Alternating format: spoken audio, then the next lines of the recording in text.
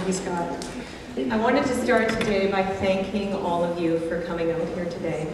My son is one of the little guys who you see going across the screen there, and although he doesn't have all of the words yet, I know that he would want me to say on his behalf and on behalf of the tens of thousands of Canadian children who you've come out to support today, thank you very much for being here. But I also wanted to tell you a story about my daughter, who's also going by on the screen there. This is something that happened last spring when she was still in kindergarten as we were driving past our MP's office. And she recognized the building because I had taken her in there once before for a meeting. So as we go by, she says to me, "Mommy, who's the leader of Canada?" And I told her our Prime Minister's name. And then she asked me, "Is he a bad guy?" And I said, "Well, why are you asking?" And she goes, "Because he doesn't make very good rules about autism. I'm way smarter than him."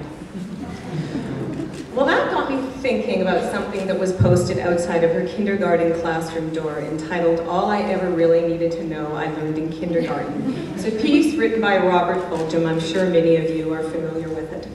And then he talks about some important life lessons, you know, put things back where you found them, wash your hands before you eat, flush.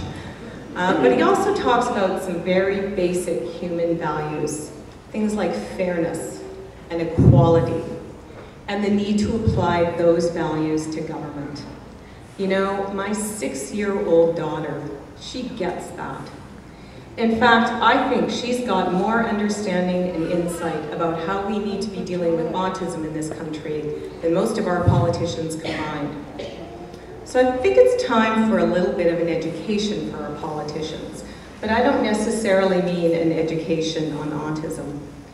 Rather, I think it's time for a little education on how the political process is supposed to work for us. And it's pretty simple. We, the voters, elect or hire them, if you will, to represent us. That's right. And if they can't, won't, or don't, then we need to elect the people who have the integrity and the political will to get the job done. For the past 2 years, I've been meeting with politicians to discuss this issue, and the past 2 weeks, I've been going around the 2 Surrey target ridings of Fleetwood Port Kells and Newton North Delta. And I thought I'd give you a quick update on how things have been going in these 2 ridings. Here in Fleetwood Port Kells, I'll start off with the positives. Here in Fleetwood Port Kells, your Liberal candidate, Brenda Locke, your NDP candidate, Nao Fernando, and your Green Party candidate, Brian Newbold, have all come out in support of our initiative. And next door in Newton North Delta, your Liberal incumbent, Suk Dalawal, your NDP candidate, Teresa Townsley, and your Green Party candidate, Liz Walker, have also come out in full support of Medicare for Autism now. Now, as you know, this is a non-partisan initiative, but you probably can't help but notice a trend here. What happened to the Conservatives? Well, here in Fleetwood Port Kells, the incumbent, Nina Graywall, and in Newton North Delta, the Conservative candidate, Sandeep Pander, couldn't even take the time to bother to answer the question. Now, certainly they did offer us a few sympathetic words, but ultimately, those words are empty. And we've seen plenty of this kind of politician before. They really feel our pain, but they just can't wait to show us the door. Well, it's time to show them the door.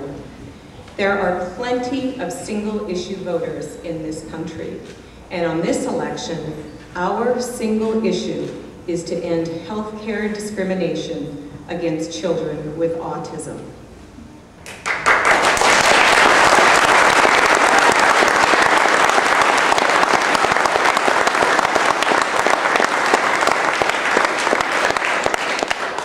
Canada cannot afford to have yet another throwaway generation of autistic Canadians. And these children are worth fighting for. We will not allow political indifference to come between them and their right to a decent future. Healthcare in Canada is not supposed to be a privilege, it's a right. Children with autism have a right to science-based treatment, and they need Medicare for autism now. Thank you very much.